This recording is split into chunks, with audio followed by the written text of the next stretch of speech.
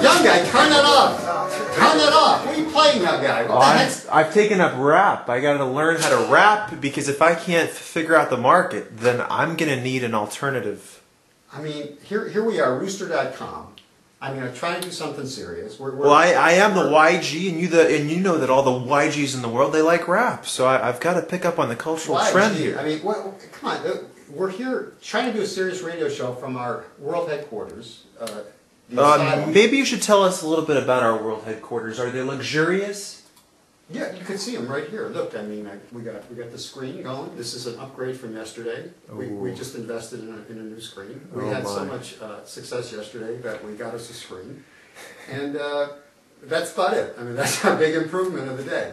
However, it's a very elegant place, and it's very un-Wall Street. Looks a little with a medieval architecture style. Well, we don't want kind of depressing almost. Maybe that's why you're so down. It's the manic. You know, we want to feel one with Wall Street. We want to feel one with Wall Street. One with their headquarters. But I don't know what you're doing playing these rap songs. Look, you don't know how hard it is to create a rap song. Just try to create a rap song. It's amazing. Yeah, I mean, I can't do it, but I mean, you're playing these Big Butt song yesterday. You're showing all these. I mean, look at this. What do you look? Oh my goodness.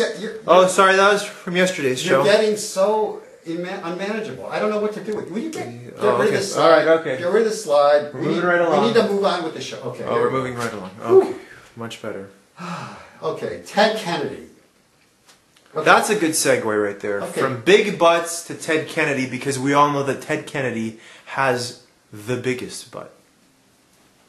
Well, you know, you said it.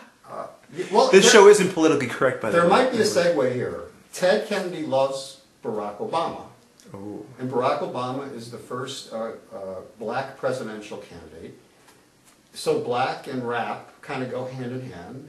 Oh, yes. So, you know, maybe there is a segue between Ted and the rap and Barack and, you know, maybe we could, like the lyrics, I ain't got time for Ben Bernanke. I got to get my money, get my money. Woo! Look at you go. You know, Ted's got his money. Yeah, maybe that's what he's doing. Hey, Barack, I ain't got time for Ben Bernanke. Got to keep my money stacky.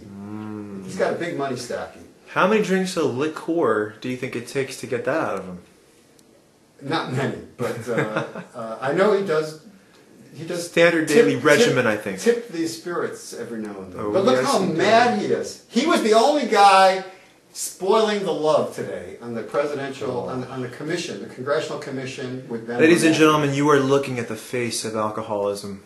I must admit. He was so mad. He was like, Ben, I got to try my Boston accent. Ben, how are you? I always sound Indian. Okay. Can you do? We already covered the riots in India. I think it's time to move on. Can you do a Boston accent, there, young guy? No, Well, I'm from Boston. I'm from the West Coast. Okay. I'm a West Coast. You know.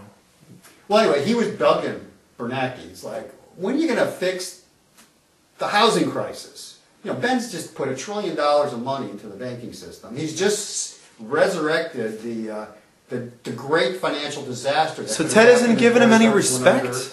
No, I mean, Ben. I think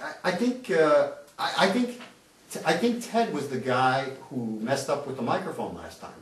I think he snuck in early or sent one. Well, he would never do it. He probably sent in one of his interns, said, you know, mess up the microphone, and then he probably scheduled a surprise vote so you get around. But anyway, he couldn't. You know, he tried to pick on Ben.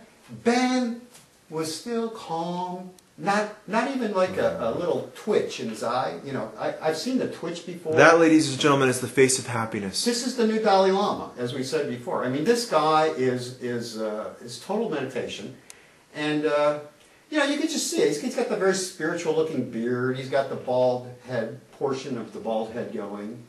He's very smiley. Very, you know, just he looks very happy and very wise. He looks I think the OG sounds a little jealous of the serenity that Ben Bernanke exhibits. There's only one guy, I think, I mean, Ted Kennedy is getting so mad these days. I mean, there's only one guy he seems to like, and that's Barack. I mean, if Barack had been there, I think Ted would have been so happy they would have been playing some really different kind of music.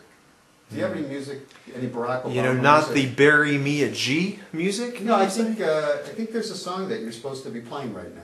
Oh, that, there certainly must be a song. You know, And I think that song I think you got your mind on those big butts. Oh, the big butts. I tell you, show you a few butts and you just lose it. Yeah, this is the song that Ted sings about Barack. I'm so in love with you.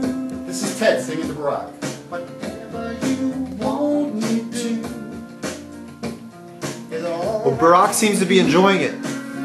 Look at that. You know, he's just such a wonderfully astute, bright-eyed, bushy-tailed guy. You know, no wonder Ted Is that the face of the next president? It could be. You know, look at, there's less hair today than there was yesterday. The hair just keeps getting less and less. For those of you just joining us, we have a hair indicator that we believe will establish the identity of the next president of the United States, and the less means more. And we could see Barack completely shaved, with a completely shaved head by the election. A prediction by the OG. Let us catalog this prediction. Okay, let's catalog it because I think it's going to happen. I think on election day you will see virtually a bald head. But anyway, maybe Ted's onto something.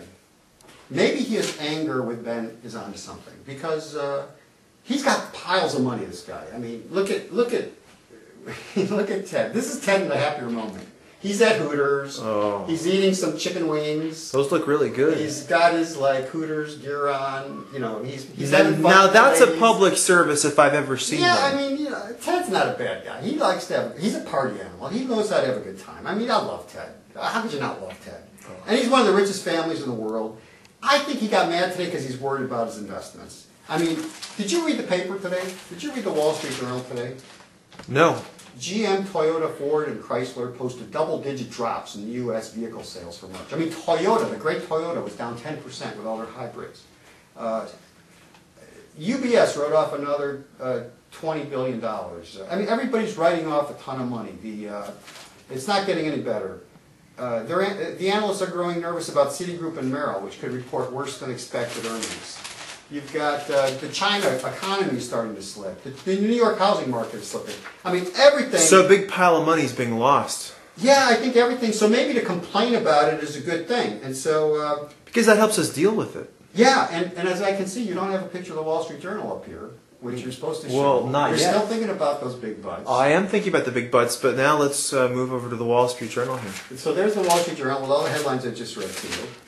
And anyway, we have to figure out what to do because I think Ted's onto something, and I think we need to talk about this, and we will address this in segment 3. My big-butted friend, young guy, YG. Until then, let's get down. Let's listen to Ted sing about Barack. Together, Barack. I ain't got time for Ben Bernanke.